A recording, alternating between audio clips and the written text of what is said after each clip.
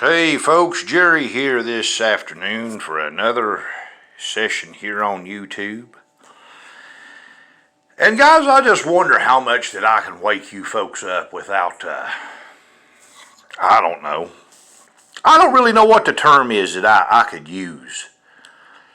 How much could I wake you up in the Horus matrix that we live in without you getting to the point where you would say, Jerry, this just is simply not reality? Because the only reality really that we have, folks, is that which is presented in front of our face. It really is. That's the only reality really that you can accept, is the reality that is given to you throughout your life.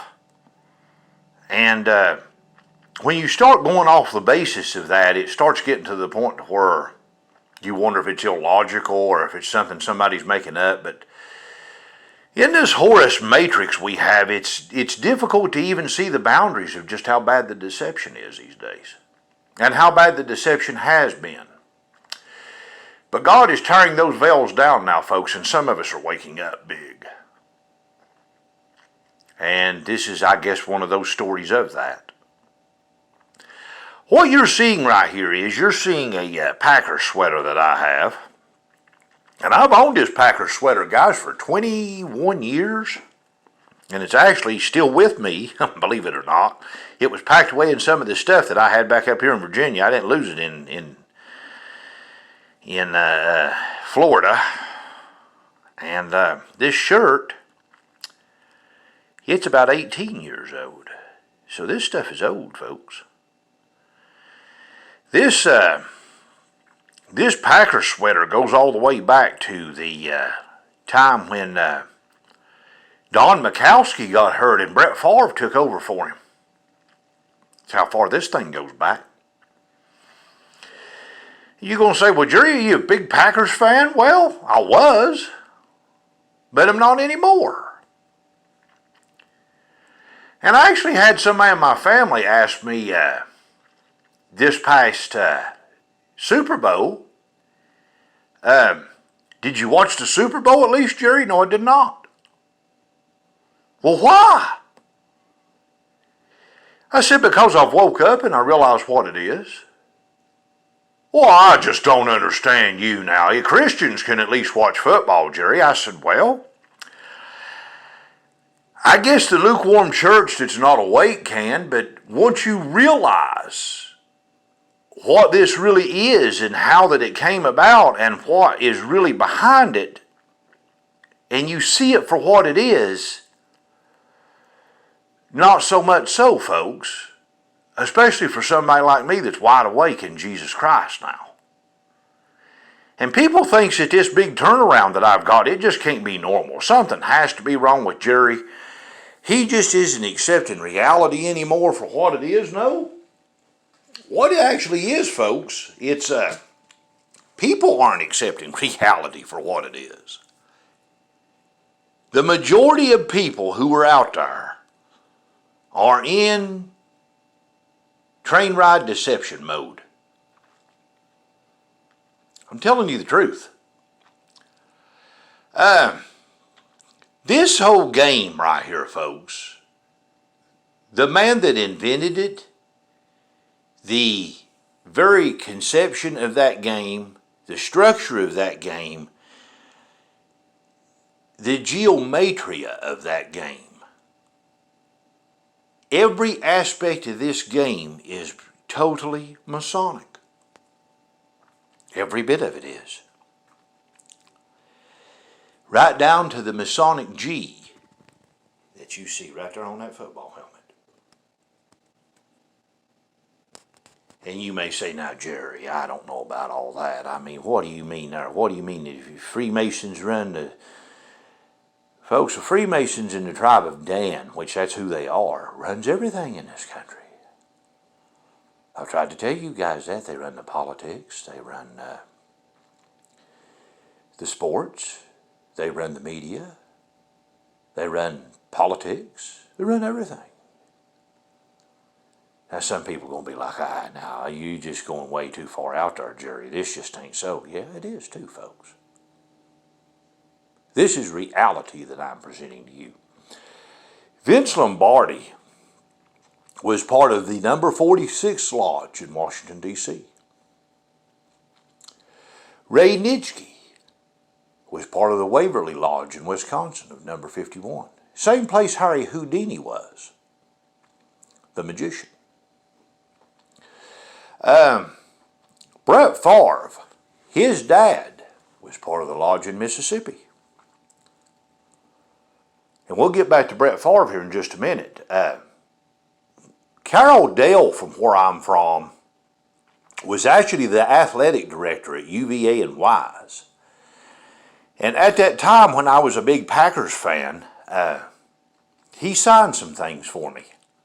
He was a tight end for Vince Lombardi, and I think he went on to play for the Rams later. And when he signed some of that stuff, I seen his big Masonic ring he had on his finger. You know, you take a look, folks, at the at a lot of big people that's in sports all the way around. Like I got a list right here. This is just to name a few: Ty Cobb, Jack Dempsey, Vince Lombardi, Arnold Palmer, Honus Wagner, Mickey Cochran, Roger Hornsby, James Naismith, Sugar Ray Robinson, folks. This is just to name a few people in sports. Matthew Webb, Earl Brian Combs, Jack Kemp, Bart Starr, Cy Young. It could go on and on and on, folks. And in my time here, I'm sure Brett Favre is, even though they've tried to hide that. But isn't it awful funny? Some of the things that you can say about Brett Favre, when he was picked in the draft, he was the 33rd overall pick. Brett Favre, when Irving Favre died, was 73 years old. Brett was 73 days old. And he defeated the Oakland Raiders, beat the snot out of them. I remember when that happened on Monday Night Football. I remember that one well. Beat the snot out of them exactly. 73 days after Irving Favre died. You take a look at the referees, guys, and they got black and white uniforms on, just like the Masonic towel that's in the Freemason lodges. I mean, you know, the measurements, folks, that's in this entire game, from one end to the other, is all Kabbalistic geometria. The 10, every 10 you get a first down. It's a field that's 100 yards long. It's all Masonic, all geometria points and stuff that's on the field and stuff, and every aspect of it, it's all a Masonic game. Every bit of it is. And so this person in my family that asked me about this, you know, I don't even know where to begin with him. Because how do you explain this to somebody that is dead asleep? Now, he asked me, he said, well, did you know, what did you think, who was going to win that game this past time? And I said, well, I knew who was going to win it. The ones that had the skull and bones on their helmet right there, because there's a skull and bones agenda going on right now in this country. Especially with these Walmarts, folks. And he's like, well, what do you mean skull and bones? I said, you know, I can't even explain that to you. Because that's your university, you see. I could have about won some big money, guys, if I was a betting man on that Super Bowl. And, you know, I guess, you know, Tom Brady, he's the GOAT of football. Just like they say that, what's his name? The real good one there that's in basketball. Anyway, they're asking if he's the next GOAT or if Michael Jordan is still the next GOAT. You know, the next GOAT? Are you kidding me? And then when you watch this stuff, folks, it's on CBS, you know, and there's the all-seeing eye symbolism there. of the CBS logo, or the O in the middle of the Fox logo, whichever one you want. I mean, people aren't going to wake up to this, guys. I mean, you needn't even try it, but Jerry's full awake. These pastimes that you have is just another way to keep you away from the reality of Jesus Christ that you belong in. And so this is the reason why that I don't watch football anymore, because I know what it is. And what are they after?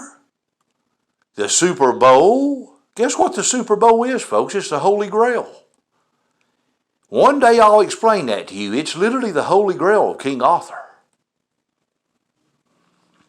I don't know how much I could wake people up if I really wanted to. I mean, people aren't ready to wake up.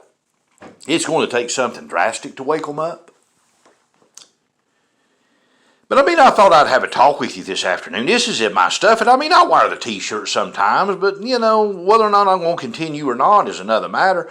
The G right in the middle of the Green Bay Packers, that is the Square and Compass G right in the middle of the Masonic fraternity emblem. Sure is, folks. And I mean, you know, you can either choose to wake up or not. It's up to you. But all of this stuff is coming out, folks. What did Jesus Christ say? That nothing would not be hidden, it shall not be known, and nothing would be whispered inside the room that would not be proclaimed upon the housetops.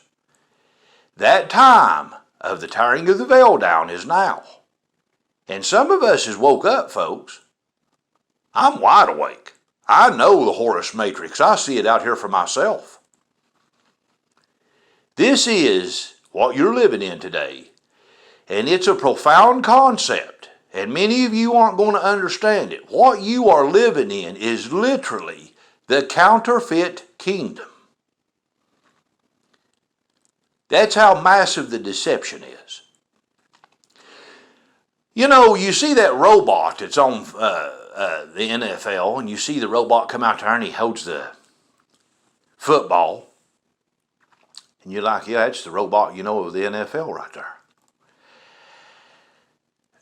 Are you sure a lot of them players that's playing out on that field, except for maybe the master mason that's hiking the ball behind the center, are you sure that maybe a lot of those players are not robots, and maybe they're just showing you that in plain sight? It's just a little bit of food for thought, folks, because I think many of you don't understand how massive the deception is with this whole thing. Just thought I'd have a talk with you this afternoon about it, but I don't know how far that I could go with these things before that it would get to the point where you're starting to say I'm out of touch with reality, which I'm not, but many are. Thank you for watching my video.